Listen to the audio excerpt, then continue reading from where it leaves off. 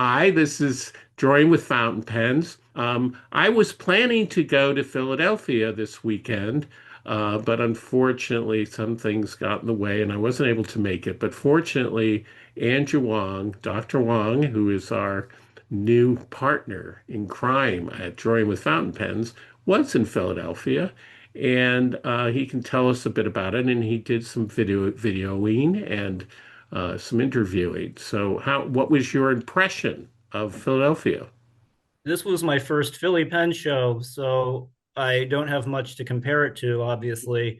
But the general consensus amongst most people that I ran into, including Todd Merrill and Mike Madison and others, was that it was nice and busy. I think it was a good mix of vintage individual sellers, small businesses, less so in the way of large companies. So Esterbrook was there, but we didn't see Pilot. We didn't see Pelican, for example. We saw some stationery shops. So there were a lot of first time vendors there, and a lot of those were local Philadelphia shops that were dipping their toes into the pen show. And they were selling a lot of stationery items, so stickers and washi tape and notebooks. Mhm. So I think those were hot sellers along with the pens. Yeah, yeah. I think there is the smallest show that we've kind of covered, which is the Boston or Somerville Pen Show, right? The Yes, which Commonwealth is Pen Show. really Commonwealth Pen Show, which really is a lot of, really vintage sellers and some stationary people and local Boston people, and that's a very nice show. And then there's the enormous DC Pen Show, which just, many rooms, a whole big hotel and many vendors and all the biggest size vendors and the big companies come to that. Yeah, And no international people, which kind of affected my interest a little bit because over time I've decided to really hone in on vintage Montblanc pens, and I'll show you a few of them that I bought at the show. But I had asked questions about other types of what I call striated celluloid pens and repairing some of the vintage ones from the 1950s. And they said, wait until Baltimore, where a lot of people from Europe, a lot of repair people and experts. Um, there was someone, Osgood Summer, that they met, or I'm sorry, Osmond Summer, that is a premier Mont Blanc repair person who used to be their point person at Mont Blanc, who comes to the Baltimore Pen oh, Show. And it'll be there's, interesting. We're both planning to definitely be there.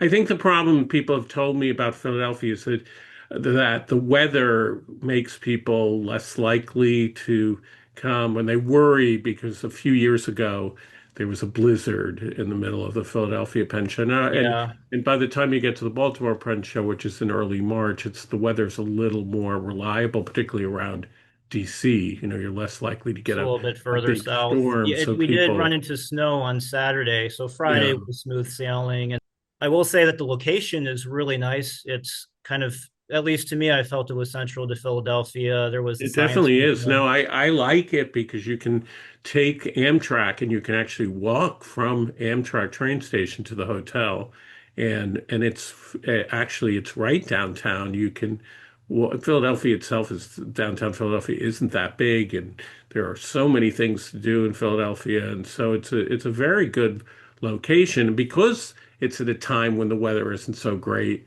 they were able to get a major hotel like the Sheraton and good space and everything. But I think that's the trade-off. Okay. Mhm. Well, do you want to show some of the pens that you bought and then Sure. okay. Yeah. So, kind of continuing with the theme that I've lately been interested in is looking at pens as art and what makes pens valuable. What is it that makes me want to buy pens?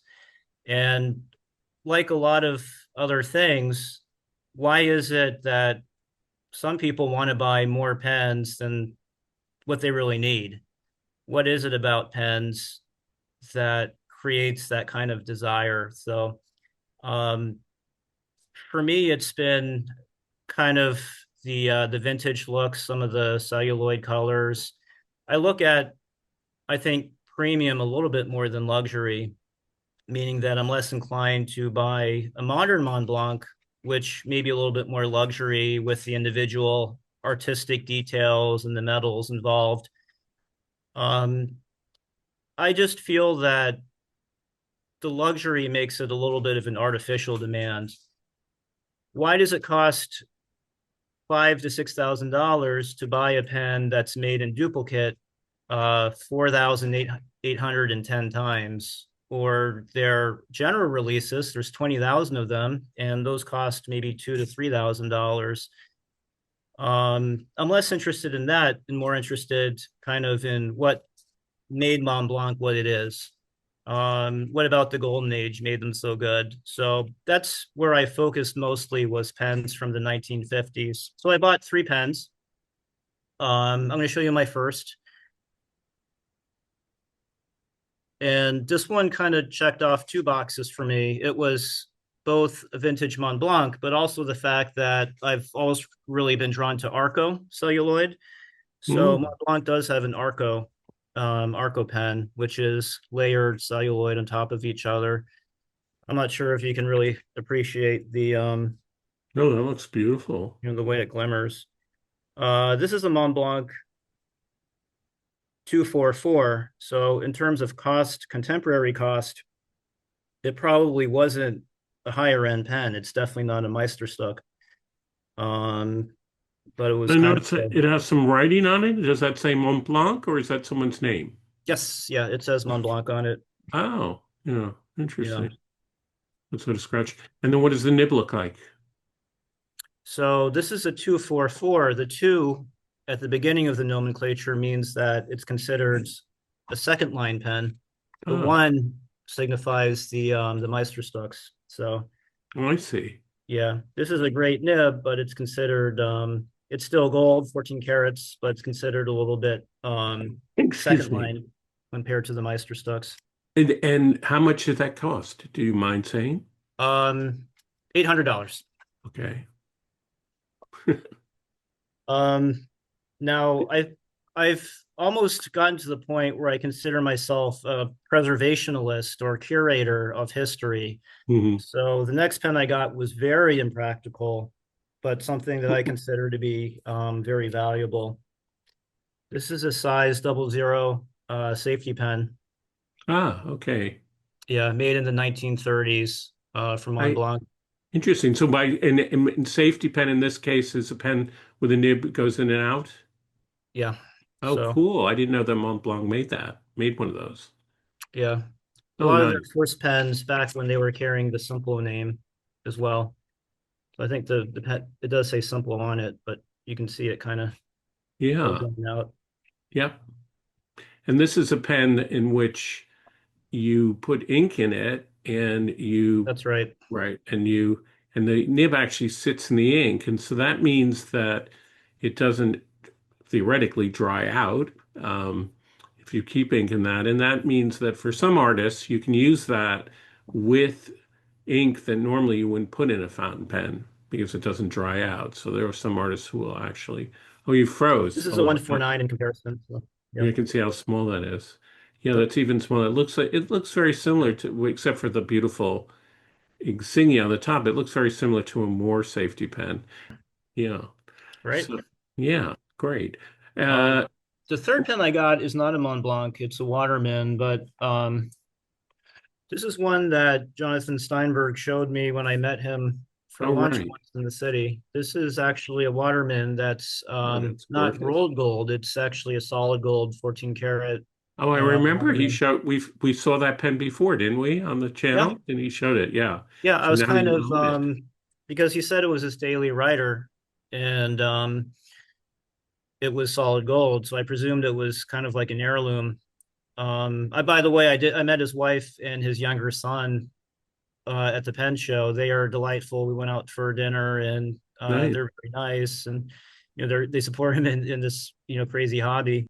So I kind of jokingly asked him when I saw him. I said, "Oh, is your gold Waterman for sale?" And he said, "Oh, it's right here," and he actually had it. in his display. So what we're going to do is we're going to show some of the video clips that we haven't shown already, and on the channel, and we'll catch you next time. Hi, it's Andy with Drawing with Fountain Pens.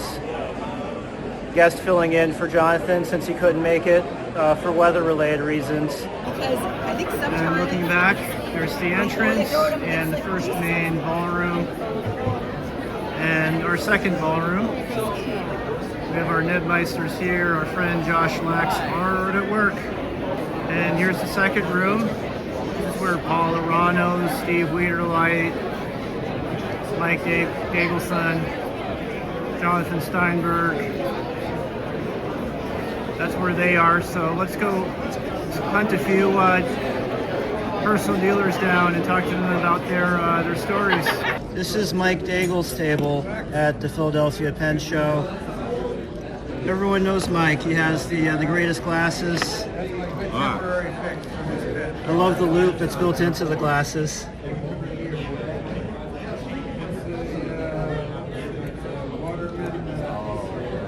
We've got some Parkers. That's $2. This is a very unusual ripple pattern here. That's olive ripple. Olive ripple, that's a Waterman, huh? Yeah. Now, these are really hard to find.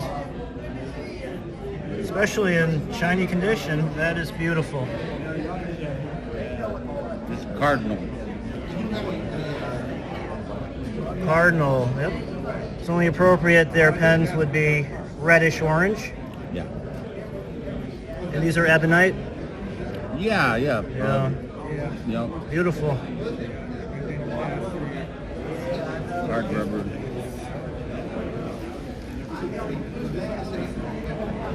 Myk, how long have you been doing this? Collecting or preparing pens? I got a late start compared to a lot of these guys, but since like 2012. Since 2012. Wow. Yeah. You're a fast learner. What did you do before this life? Before this life, I worked on cars and motorcycles. Okay. Yeah. Did you sell them or repair them? Repair, mostly. Harley or Triumph? When the motorcycle, I worked at Harley. Worked at Harley, yeah. Dork, nice little dork. Very beautiful little pen. Oh, look at the. Okay, that's a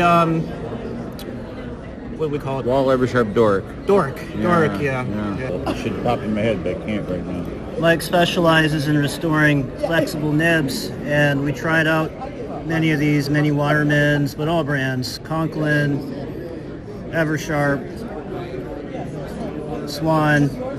I learned a new term today, and that is accommodation clip. So Myk was telling me how we have these aftermarket editions because these pens near the turn of the century did not come with pocket clips. And Myk showed me one of the early Swan pocket clips that looks more like a short spoon than anything else. So it's interesting how the pen came, but the pocket clip was a later innovation. So you can see that this probably wouldn't be the most convenient thing in the world. This is an original Swan pocket clip, and here we have 140. a custom pocket clip.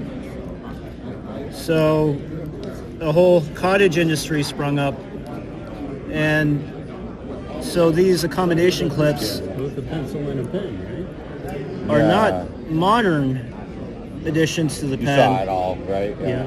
Oh, They are I didn't go all the way out. contemporary to the pen. My friend Jonathan Steinberg is also here in Philadelphia. I met him and his beautiful wife and younger son, Austin, last night. We had a good time at the brewery. And, Jonathan brought some pens that I'm almost enamored with. These three caught my eye.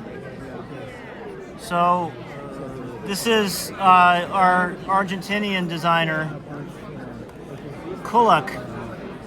And again, an aftermarket addition to a Montblanc pen, but a recognized artist that adds value to the pen.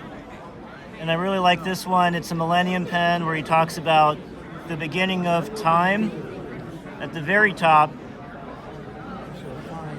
to early written history, Jerusalem, Christ, the Roman Empire, the Ottoman Empire, and as we go throughout history,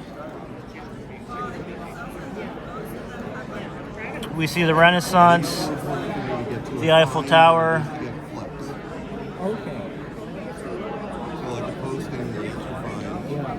ending with the apex of humanity, the Beatles at the very bottom. That's on the knob there. So a 149, done with sterling silver by a recognized artist, one of the few that does fountain pens, and I would say brings great value to the value of a pen, despite not being a factory commission. And two other beautiful pens that caught my eye. Mother of Pearl with, I would say, a Art Deco style inlay. I'm thinking about getting this for my family to appease them for letting me come here to the pen show. And this is a safety.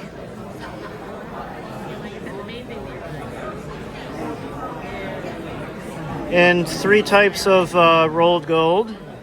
I think they look like Smarties candies, but a pattern that I've never seen before. Rolled gold in three different colors.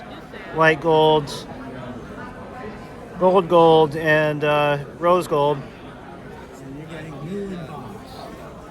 Jonathan, could you show how the safety pen works?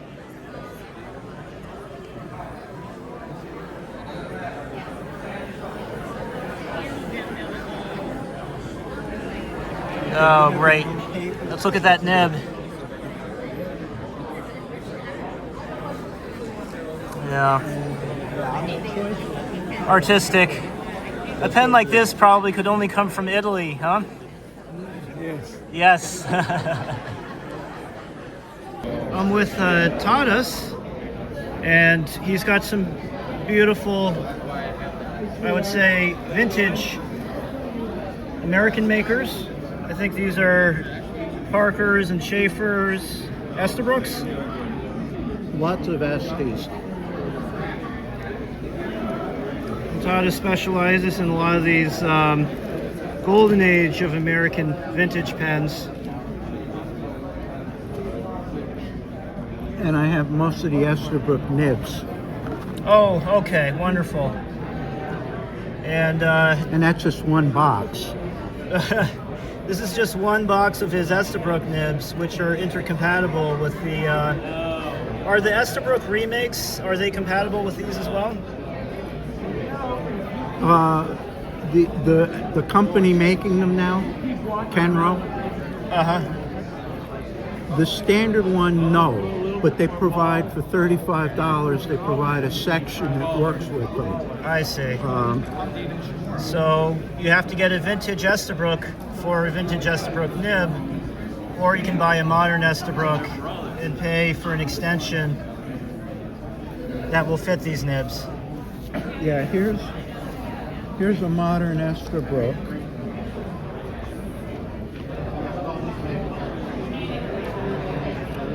Here's a modern Estabrook with a vintage Estabrook nib.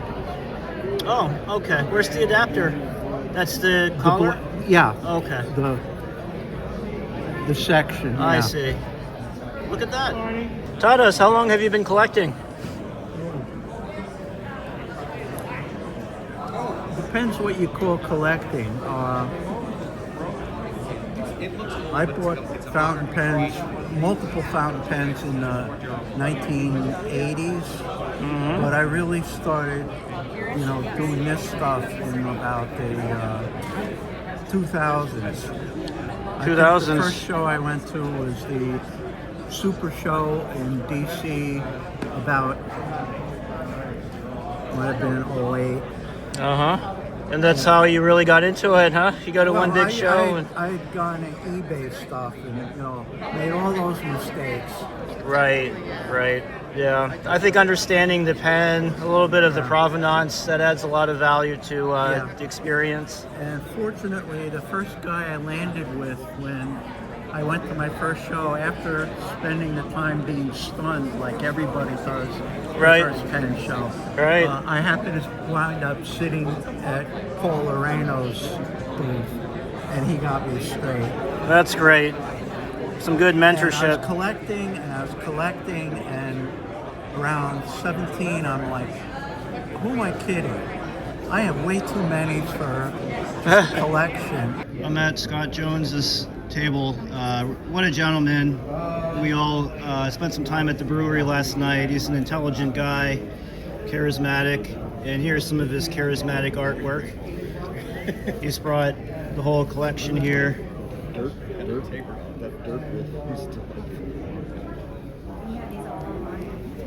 And he's kind of like you go to the speakeasy and you don't see them right away, but you say, oh, can I look at the secret menu? And if you say the magic words, he'll bring the secret menu out, which is a very nice collection of vintage flex pens from really nice makers. We have Parker, we have Pelican, we have Montblanc, we have the Danish Montblancs. Man of good taste.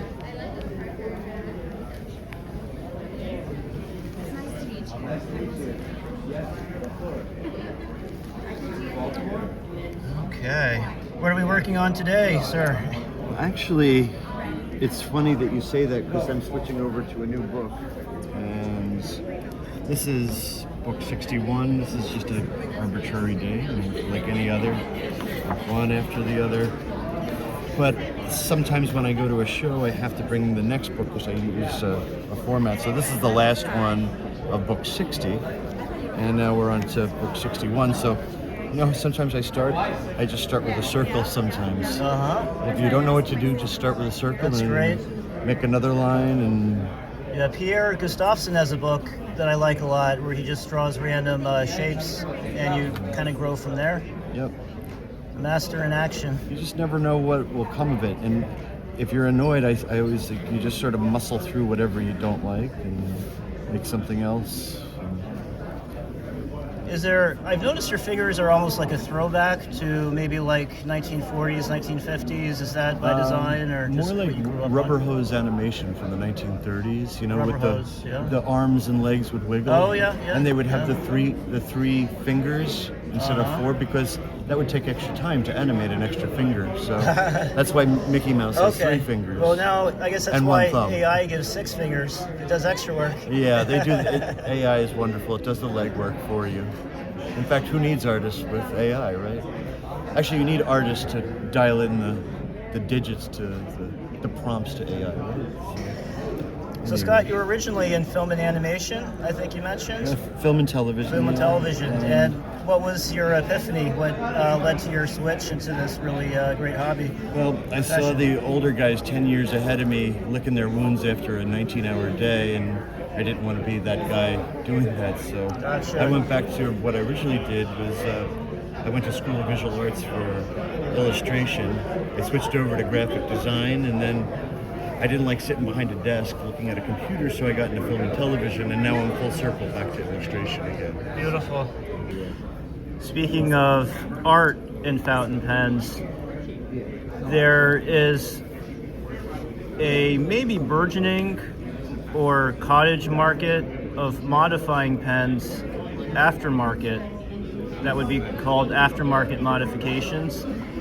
I would say most people would say aftermarket modifications would not add value to a pen unless that artist is well known.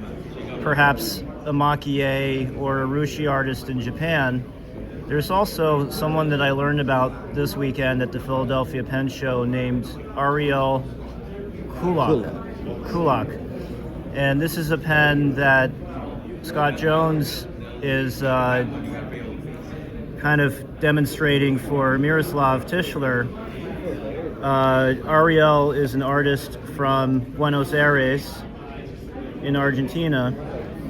Jonathan Steinberg showed me, I think, another one of his pens with Millennium decorations that I'm going to take another look at. But this is a Parker 51 that has been modified to look like, I would personally say, a rocket ship. So I guess this It's almost is a desk pen. desk pen, thermometer, The Parker 51. So and it's a Parker 51, where the body's been modified into kind of a very cool, almost like an Art Deco kind of design.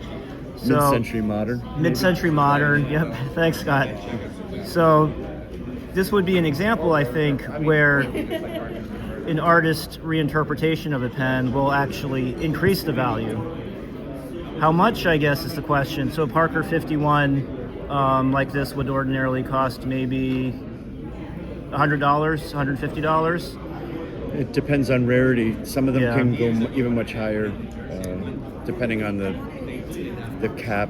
Sometimes they have those rainbow caps or Art Deco styling on some of them. They can fetch several $100s. So And this Ariel Kulak pen retails for, $150. oh, $150. Okay. So we get work from a well-known artist in the pen community, respected artist who does good work, but the pricing is very reasonable, not like artwork like this is Matisse or Monet, for example, or Renoir. So that's interesting.